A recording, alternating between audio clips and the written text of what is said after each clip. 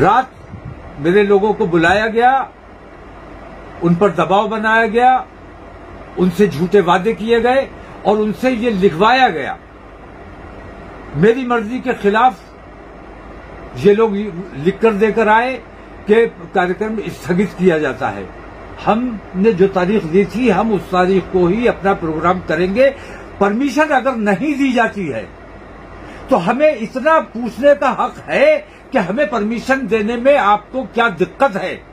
बाकी लोग जो परमिशन नहीं मांगते हैं वो कोई भी कार्यक्रम कर सकते हैं, किसी का भी धर्म परिवर्तन करा सकते हैं, कानून अपने हाथ में ले सकते हैं, उनके लिए कोई कानून नहीं है।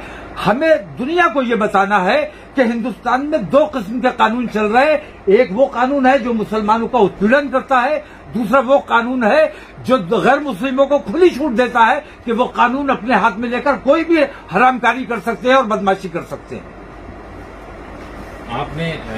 मेरा कार्यक्रम 21 तारीख का था, 21 तारीख का है और परमिशन अगर नहीं मिलती है तो परमिशन न देने की मुझे वजह बतानी होगी। जिला प्रशासन की जिम्मेदारी है और उन लोगों पर कार्रवाई सुनिश्चित की जानी चाहिए। अगर मुझे परमिशन नहीं दी जाती है तो जो इस किस्म के कार्यक्रम आज तक बिना अनुमति करते रहे हैं, धर्म परिवर्तित कराते रहे हैं, धर्म परिवर्तन के कार्यक्रम होते रहे हैं, पेशाब पिलाया जाता रहा है, उन लोगों पर कार्रवाई सुनिश्चित की जाना चाहिए। उसके बाद मुझे मेरी परमिशन की बात की जानी चाहिए।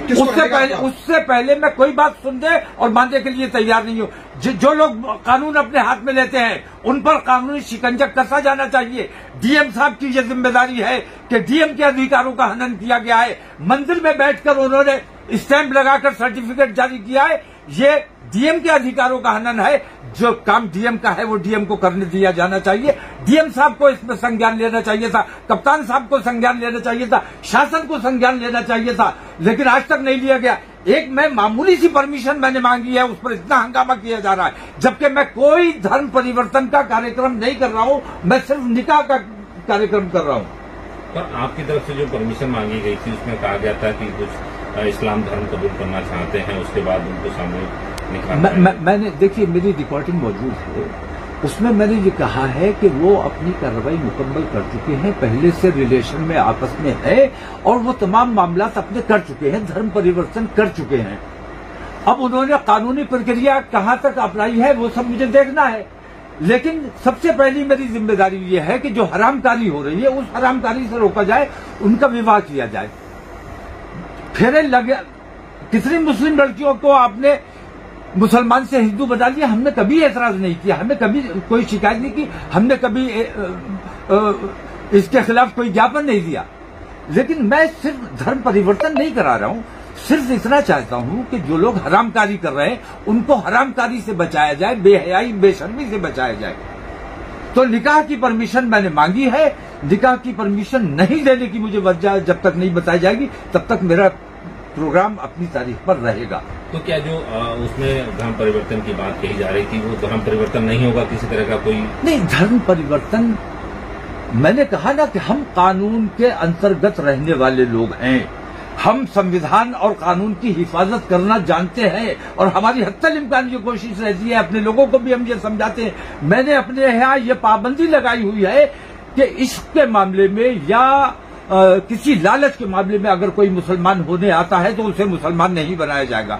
मेरे यहाँ पाबंदी है, फिर मैं ये काम खुद कैसे कर सकता हूँ? जो लोग ये काम कर चुके हैं वो लोग अभी तक निकाह के बंधन में नहीं बंधे, शादी के बंधन में नहीं बंधे, मैं उनके निकाह करना चाहता हूँ। धर्म परिवर्तन उनका हो चुका है, मुझसे उसका कोई ताल्लुक नहीं है।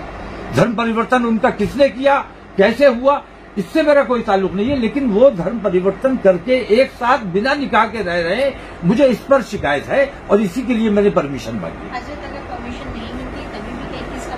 नहीं, परमिशन नहीं मिलने की वजह हमें बतानी होगी। क्यों परमिशन आप हमें नहीं देना चाहते? हमारे बोलने से, हमारे कोई कार्यक्रम करने से माहौल खराब होता है और बाकी लोग बिना त्योहारों की परवाह किए कैसा भी कार्यक्रम करते रहे, कानून अपने हाथ में लेकर कानून की खिल्ली उड़ाते रहे, उनके लिए कोई कानून नहीं है।